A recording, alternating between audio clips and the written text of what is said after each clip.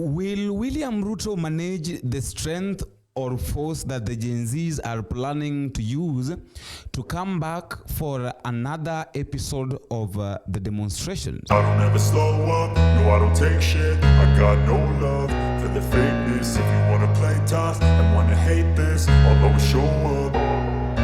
I don't ever slow up, no I don't take shit. I got no love for the fakeness. If you wanna play tough and wanna hate this, I'll always show up and make a statement. I don't ever slow up, no I don't take shit. I got no love for the fakeness. If you wanna play tough and wanna hate this, I'll always show up and make a statement. Everything I do so instinctive and so passionate. Every word I move so descriptive like an adjective. I got a vendetta against people who patented This happens just immediately when Morara Kebaso, the man who normally exposes the bad things or the fake promises that the government has been using to lure Kenyans or lying to Kenyans, thinking and making Kenyans think that they are working.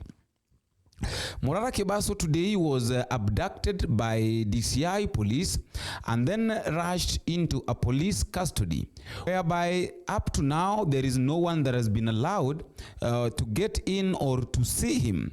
Some officers or some lawyers are asking this question, that why is it that they're not allowed to see Morara Kebaso, or what is the plan of the government with Morara Kebaso? And they're also asking that is it really true, or is it really good, or is it really true that Morara Kebaso is in where they are? The policemen that are at the gate warned the lawyers, telling them that they've received a letter or order from above that they're not supposed to allow anybody to see Morara Kebaso, whether they are lawyers or family members, saying that Morara Kebaso is safe and will be released when the time is right. Access the area in light of Article 49, but they've refused access. They've said, and quote unquote, that they have strict instructions from the top,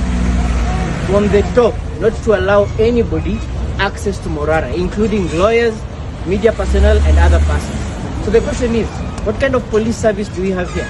They have no respect for the Constitution, they have no respect for the rule of law, and the head is rotten, starting from the Cabinet Secretary of Interior all the way to the officers holding or manning these gates. We should condemn it in the strongest way possible. Alikuwa na sort up office yake ku set up. So kuna gari ilikuwa imekuja hapo KCQ 166J. So kwenda kufungua gate nikauliza nyinyi wakina nani? Ukaniambia kuna mmoja alitoa ID, kwa walikuwa karibu watu 6 na mmoja akatoa ID akasema DCI. Nikamwambia sawa, acha tu proceed. So tukiproceed kufika huko juu, kuelezea zaidi, walishika Morara wakamweka pingo, wakachukua masimu zake zote mbili, iPhone, Samsung, laptop pia ilikuwa hapo, wakachukua wakamteremsha chini kama wameingiza kwa gari. So tukabidi tukachukua gari nyingine, tumewafuata paka hapa kwa headquarters. So na wenda waliwaeleza kwa nini wanamshika na waliweza kujitambulisha hao ni DCI kutoka wapi, na mlijuaje ni DCI kando na kuonyesha ile ID? Alitoa hiyo peke yake, mmoja ndiye alitoa, hao wengine wengi walikuwa wamevaa mask au kujitambulisha. Mmoja ndiye alitoa place ya kwenda na kutuambia wanaenda wapi. So tulikuwa tunafuata tujue wanaenda wapi. Na uliweza soma jina la ID lilisema askari ni nani ama? Hapana, alikuwa ameshikilia hivi, sasa naona hiyo DCI peke yake. Hao wengine walikuwa wamevaa mask. So sasa sikwenda kuwatambua. Walikuwa na bunduki alafu walimwara ama ilikuwa tu soft arrest? Walimwara huko juu, because vile alikuwa anasema wanamchukulia kwa nini, wakamwara wakamweka pingo.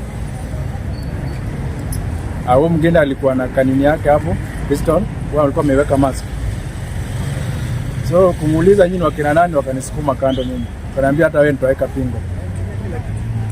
Walifire ene gunshot ama ilikuwa tu ile arrest?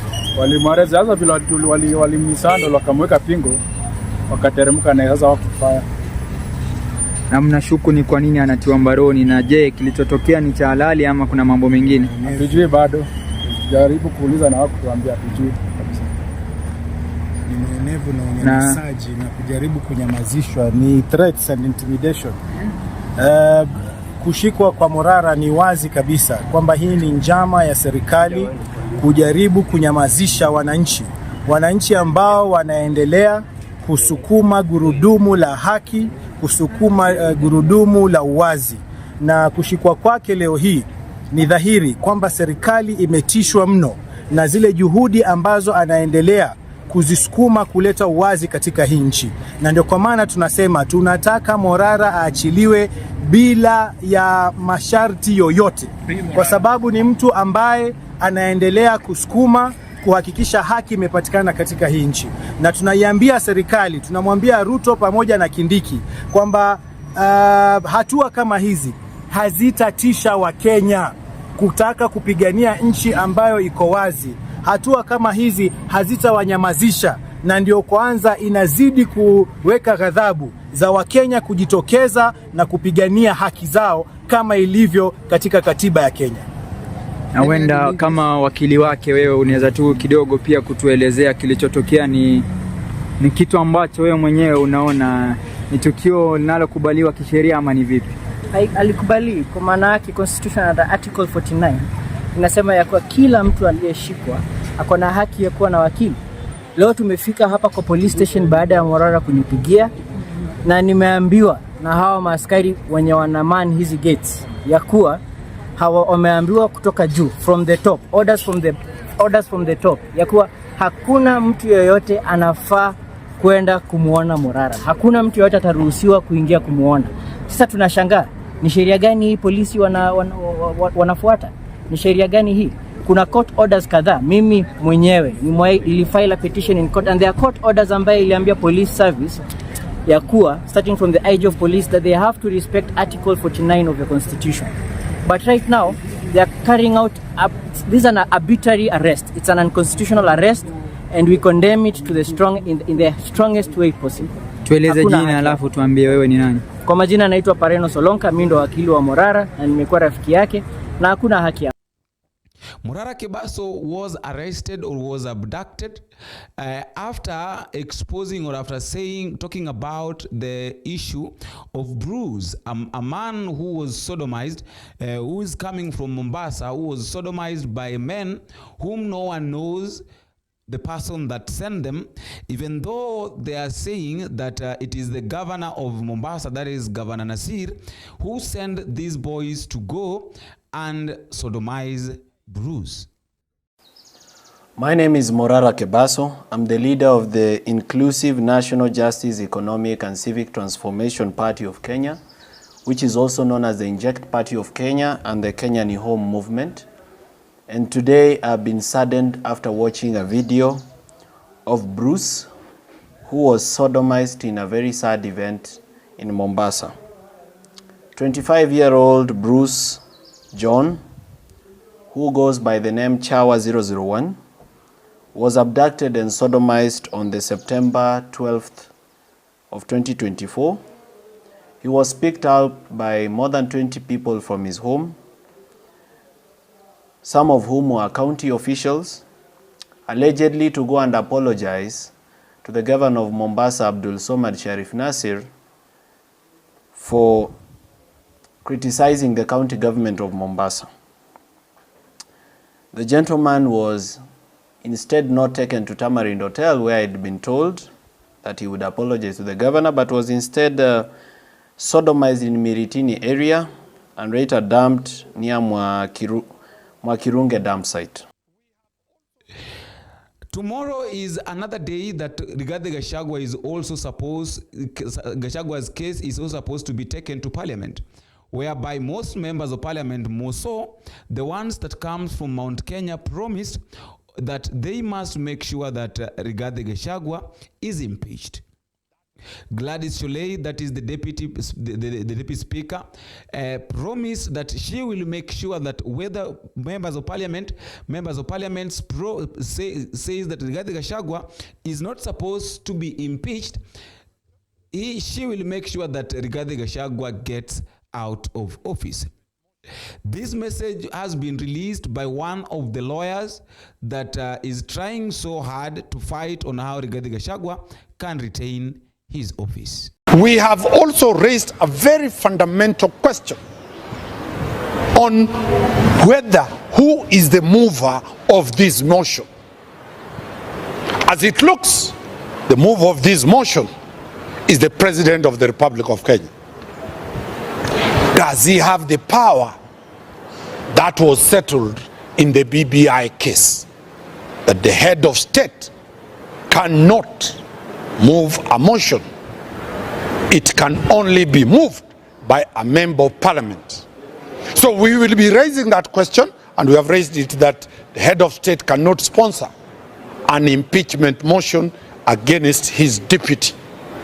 Lastly, the Wajir decision of impeachment of the governor, the decision of PJ, Justice PJ Otieno, demands that any impeachment motion must be presented before members of the public for public participation. So if they defy and table the motion tomorrow, that motion must be brought to the Kenyans, and the Kenyans will have to give their views whether they brought in the deputy president to be impeached or not.